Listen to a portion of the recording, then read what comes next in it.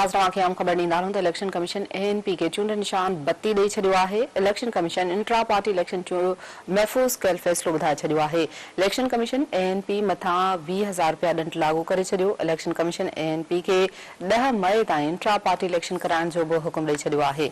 अहम ख़बर नाज़ तव्हां सां शेयर कयूं पिया। इलेक्शन कमीशन ANP खे चूंड निशान बत्ती ॾेई छॾियो आहे। Election commission intra party election जो महफ़ूज़ कयल फ़ैसिलो ॿुधाए छॾियो। इन हवाले सां ॿुधायूं पिया इलेक्शन कमीशन ANP मथां 20,000 रुपया ॾंड लागू करे छॾियो।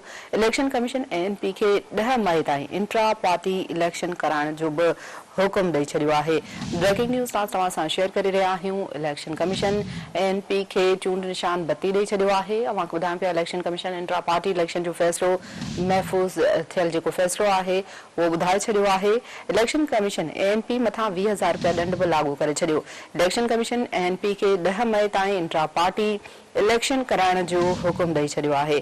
ॿीहर नाज़ तव्हांखे अपडेट कंदा हलूं त इलेक्शन कमीशन ANP खे चूंड निशान बत्ती ॾेई छॾियो आहे। Election commission intra party election जो महफ़ूज़ कयल फ़ैसिलो ॿुधाए छॾियो। इलेक्शन कमीशन ANP मथां 20,000 रुपया ॾंड लागू करे छॾियो। इलेक्शन कमीशन ANP खे 10 मई ताईं इंट्रा पार्टी इलेक्शन कराइण जो बि हुकुम ॾेई छॾियो। तफ़सील मालूम कंदासीं इन हवाले सां इस्लामाबाद मां ब्यूरो चीफ शाकिर सोलंकी खां। शाकिर सोलंकी, इलेक्शन कमीशन ANP खे चूंड निशान बत्ती ॾेई छॾियो आहे, कहिड़ा तफ़सील आहिनि इन हवाले सां?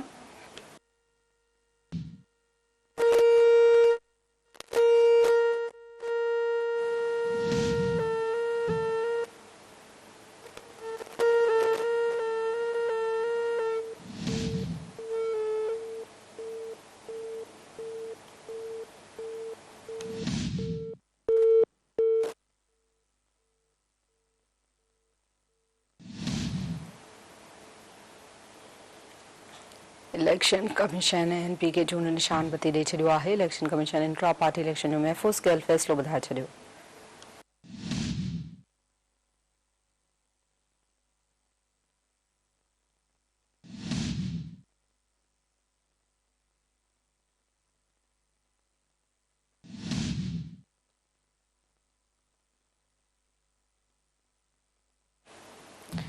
इलेक्शन कमीशन ANP मथां 20,000 रुपया ॾंड बि लागू करे छॾियो आहे। इलेक्शन कमीशन ANP खे 10 मई ताईं इंट्रा पार्टी इलेक्शन कराइण जो बि हुकुम ॾेई छॾियो। तफ़सील मालूम कयूं था इस्लामाबाद में ब्यूरो चीफ शाकिर सोलंकी खां। जी शाकिर, कहिड़ा तफ़सील आहिनि इन हवाले सां? कमीशन फ़ैसिलो रोकियो, अॼु फ़ैसिलो जारी करे छॾियो आहे। ANP खे लालटीन जो निशान जेको आहे इंतिखाबी निशान अलाट कयो वियो आहे ऐं ANP खे 20,000 जुर्मानो बि आइद कयो वियो आहे ऐं 10 मई ताईं इलेक्शन कराइण जो बि हुकुम ॾिनो वियो आहे ऐं ANP खे असफंद यार वली जेको ANP जो सरबराह आहे उनखे नोटिस कयो वियो हो इलेक्शन कमीशन जे तरफ़ां इंट्रा पार्टी इलेक्शन न कराइण जे सूरत में ऐं उनखे इलेक्शन कमीशन ॿुधणी बि कई ऐं PTI खां जेको इंतिखाबी निशान आहे उहो इलेक्शन कमीशन इंट्रा पार्टी इंतिखाबात शफ़ाफ़ न कराइण जे सूरत में वापसि वरितो, पर ANP जो फ़ैसिलो महफ़ूज़ करे छॾियो हो जेको अॼु फ़ैसिलो ॿुधायो वियो आहे ऐं ANP जी दरख़्वास्त जेका आहे उहा मंज़ूर कई वई आहे ऐं ANP खे लालटीन जो जेको निशान आहे उहो अलाट कयो वियो आहे।